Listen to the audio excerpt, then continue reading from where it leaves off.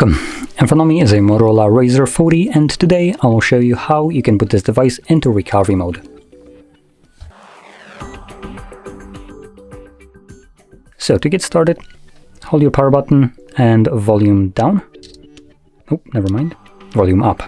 To bring out the boot options and select power off.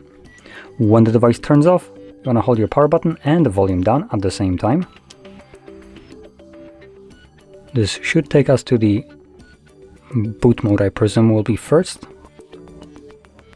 Yep, so in here using volume buttons, you want to select recovery mode, like this, confirm it with the power button. Next thing you will see is Android with no command. Once you do, you want to hold your power button and press volume up once, which will then redirect us to the recovery mode. Now in here we can use both volume buttons to navigate up or down, and power button will be used to confirm whatever is selected. And quickly going into all of the options, we have reboot system now, which takes us back to Android, reboot to bootloader, which will take us back to the previous page, enter fast boot mode, apply updates from ADB or SD card, wipe data, mount system, view logs, run tests, and power off the device.